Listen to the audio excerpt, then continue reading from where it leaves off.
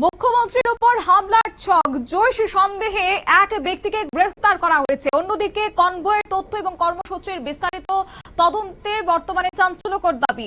নজর রাখতে হচ্ছে এই মুহূর্তে পশ্চিমবঙ্গের দিকে, কারণ পশ্চিমবঙ্গের মুখ্যমন্ত্রী শুভেন্দু অধিকারীর নিকটে শুভেন্দু অধিকারীর উপর হামলার ছক কষা হয়েছে। এমনটাই অভিযোগ সামনে এসেছে যে বর্ধমান থেকে হামিদ মন্ডল নামে এক ব্যক্তিকে বর্তমানে গ্রেফতার করেছে পশ্চিমবঙ্গ রাজ্য পুলিশের স্পেশাল টাস্ক ফোর্স। এবং তদন্তকারীদের সূত্রের দাবি যে ধৃতের সঙ্গে জম্মু এবং কাশ্মীর ভিত্তিক সাজ্জাদ ভাট জঙ্গির গোষ্ঠীর যোগসূত্রের একটা মিল পাওয়া গেছে।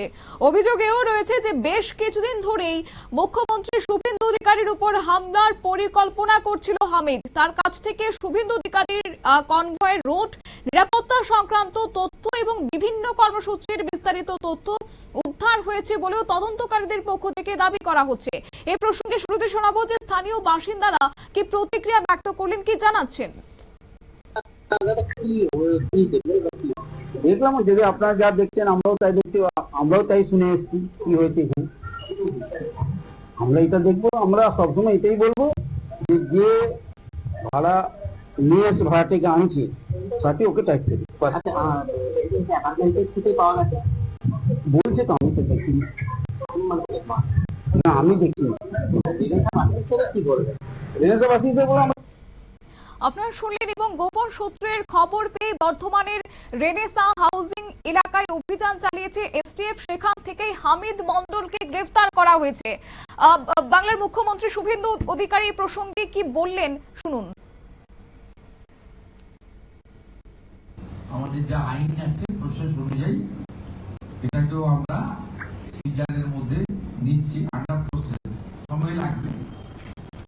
যে প্রসেস জেলা পুলিশ বলছে, thanks to SP Birbhum and it's team, tirelessly তারা কাজ করছেন।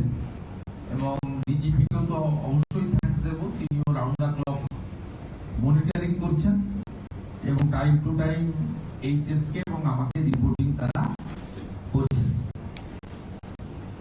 এবং আমরা স্পেসিফিক কেস শুরু করেছি বিএনএসএস সেকশন গুলো লাগিয়ে। এবং এখনো পর্যন্ত যাদের অ্যারেস্ট করা হয়েছে, পিনাকি দে, মিনার মন্ডল অ্যারেস্ট হয়েছে আর ইন্টারোগেশনের জন্য আনা হয়েছে 5 জন। Pinaki Dey main accountant, Rakibul Islam assistant accountant, Kausar manager of petrol pump, এরকম মোট 5 জনকে ডিটেল করা হয়েছে। এদের মধ্যে যদি কোনো ফাউল কিছু থাকে সেটা তাদেরকে পুলিশ আইন অনুযায়ী ব্যবস্থা নেবে। আর 300 বিঘার জায়গার সাথে সাথে 83টা ট্রাকের সাথে সাথে অল টাইপ অফ ভেহিকেলস সিজ করা হয়েছে 242টি। তার মধ্যে ট্রাক আছে, ডাম্পার আছে, কার আছে, বিএমডব্লিউ আছে, অডি আছে, এই সব মিলিয়ে 242টি আপনার মোট সিজ করা হয়েছে। It's a big racket. এরকম বহু জেলাতে আছে, বহু জায়গা আছে। আমাদের সরকার যে কমিটমেন্টের উপরে এসেছিল যে ক্র্যাকডাউন করব এবং যা আইনে ব্যবস্থা নেব এবং এগুলো সিজ করব, অকশন করব এবং যা যা লাগাবো। এবং এই যে বাংলার মুখ্যমন্ত্রী নিজের উপরে হওয়া ঘটনাকে তিনি জাতীয় ইস্যু বলেছেন, যদিও সেই প্রসঙ্গে তিনি স্পষ্টভাবে কিছু ব্যক্ত করতে চাননি। আমাদের সঙ্গে যুক্ত হয়ে গেছে প্রতিনিধি শান্তনু পান, জানবো বিস্তারিত। শান্তনু, বাংলার যিনি শীর্ষে রয়েছেন বর্তমানে, বাংলার মুখ্যমন্ত্রী, ওনার উপরেই হামলার অভিযোগ, তবে বাংলার আইন শৃঙ্খলায় বা কতটা শক্তপোক্ত রয়েছে কি জানতে পারছো?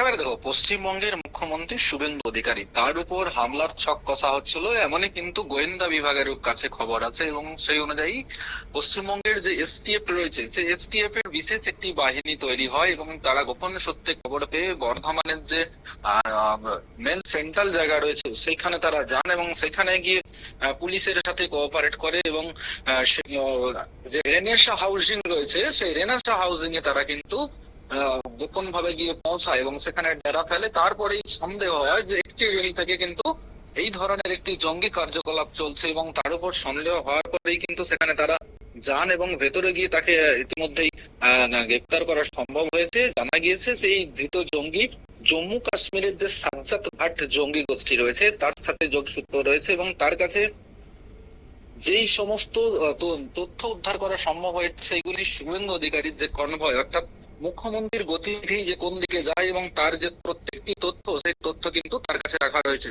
স্বাভাবিকভাবে মনে করা হচ্ছে যে শুভেন্দু অধিকারীর উপরে কিন্তু হামলার ছক করছিলেন এই ধৃত জঙ্গি। তার নাম জানা গিয়েছে ইতিমধ্যেই যে সাজ্জাদ ভাট জঙ্গি গোষ্ঠীর সাথে যুক্ত ছিলেন হামিদ মন্ডল। যদিও এই হামিদ মন্ডল কিন্তু তার পোশাকি নাম হতে পারে, তার কোনো অন্তর্নিহিত নাম অর্থাৎ অরিজিনাল যে নাম সে নাম হয়তো এখনো জানা যায়নি। বর্ধমান থেকে তাকে গ্রেপ্তার করা হয়েছে। ইতিমধ্যে এসটিএফ এর যারা আধিকারিক ছিলেন তারা নিয়ে গেছেন, তদন্ত চালাচ্ছেন এবং তদন্তের স্বার্থে সংবাদ মাধ্যমের কাছে আর কি কি তথ্য উঠে এসেছে সেসব না জানালেও তবে পুলিশ সূত্রে মারফত যেটি জানা যাচ্ছে যে অর্থাৎ এই যে তথ্যটি সামনে এসেছে দীর্ঘদিন ধরে বাংলার মুখ্যমন্ত্রীর উপর হামলার ছক কষা হচ্ছে, এই অভিযোগ কি মনে করছো এটা কি তবে বৃহত্তর কোনো নাশকতার পরিকল্পনার একটা অংশ? একেবারেই, কারণ যে পুলওয়ামা হত্যাকাণ্ড হয়েছিল জম্মু কাশ্মীরে সেই পুলওয়ামা হত্যাকাণ্ডের সাথেও তিনি জড়িত এমনটা কিন্তু পুলিশ সূত্রে জানা গিয়েছে। যদিও পশ্চিমবঙ্গে এই ধরনের বিগত দিনে যেই ধরনের বর্ধমান খাগড়াগড় বিস্ফোরণ হয়েছিল তার সাথে কোনো যোগসূত্র রয়েছে কিনা বা বৃহত্তর কোনো প্ল্যান ছিল কিনা, তার সঙ্গে আর পশ্চিমবঙ্গের জঙ্গিদের কোনো যোগ রয়েছে কিনা বা তার সাথে জম্মু কাশ্মীর থেকে আর অন্য কোনো সদস্য এসেছে কিনা, সমস্ত বিষয় কিন্তু খতিয়ে দেখছে এবং তাকে জিজ্ঞাসাবাদ চলছে ইতিমধ্যেই। তবে পুলিশ তদন্তের স্বার্থে এবং বিশেষ কিছু সাবধানতা অবলম্বন করেছে, যার জন্য কিন্তু সমস্ত বিষয় সংবাদ মাধ্যম বা পাবলিকের কাছে আনতে চাইছেন না। তবে প্রাথমিকভাবে জানা গিয়েছে এই যে তার প্ল্যানিং এবং তার কাছে যে সমস্ত তথ্য ছিল তাহলে কোথাও কি ইন্টেলিজেন্স একটা ব্যর্থতা রয়েছে। তার কারণ ইন্টেলিজেন্সের যে সেম কর্মসূচি তার যে পুরো রুট ম্যাপ পুলিশকে দেওয়া যে রুটের তথ্য সেই তথ্য সে কিভাবে পাচ্ছে সে বিষয়ে কিন্তু যথেষ্ট সন্দেহ রয়েছে। তবে ইতিমধ্যে অবশ্যই তাই। তবে আরো একটি বিষয়, যেহেতু মুখ্যমন্ত্রী তিনি বলেছেন যে এটা একটা জাতীয় ইস্যু, তাই সেই ক্ষেত্রে কি কেন্দ্রীয় গোয়েন্দা সংস্থার কোন রকমের সহযোগিতা নেওয়া হচ্ছে এই তদন্তে? একেবারে দেখো, পুরো বিষয়টি এসটিএফ দেখছে এবং এসটিএফ এর পাশাপাশি কিন্তু কেন্দ্রীয় যে গোয়েন্দা বিভাগ রয়েছেন তাদেরও প্রয়োজনে সহযোগিতা নেওয়া হবে। তার কারণ এই বিষয়টি যে একেবারে পশ্চিমবঙ্গ বা বর্ধমানের বিষয় নয়, তার কারণ পুরো ভারতবর্ষের বিষয় রয়েছে এবং বর্ডারের যে এলাকা রয়েছে সেই সমস্ত এলাকায় তার কোনো অ্যাক্টিভিটিস কাজ করছে কিনা বা তার সাথে আর অন্য কারোর সাথে যোগাযোগ রয়েছে কিনা পুরো বিষয়টি খতিয়ে দেখতে প্রয়োজনে কিন্তু কেন্দ্রীয় গোয়েন্দা বিভাগের সাহায্য নেওয়া হতে পারে। প্রাথমিকভাবে তারা এখন জিজ্ঞাসাবাদ করছেন এবং তার কাছ থেকে মূলত কি কি নথি উদ্ধার হয় সেই সমস্ত নথি উদ্ধার হওয়ার পরে কিন্তু জানা যাবে। ধন্যবাদ শান্তনু। এবং যে খবর বর্তমানে ধৃতকে জিজ্ঞাসাবাদ করে তদন্তকারীরা খতিয়ে দেখছেন এই ঘটনায় আর কেউ জড়িত রয়েছে কিনা, এর পেছনে আরো কোনো বড়সড় সক্রিয় চক্র কাজ করছে কিনা, এই সমস্ত বিষয় খতিয়ে দেখা হচ্ছে। তবে আপাতত পুলিশের পক্ষ থেকে এই নিয়ে কোন রকমের বিস্তারিত তথ্য তুলে ধরা হয়নি তদন্তের স্বার্থে, তাই আপাতত কিছু বলা যাচ্ছে না, হয়তোবা তদন্তের পরে সমস্ত বিষয় স্পষ্ট হতে পারে। নিয়ে নিচ্ছে ছোট্ট একটি বিজ্ঞাপন বিরতির সঙ্গে থাকুন।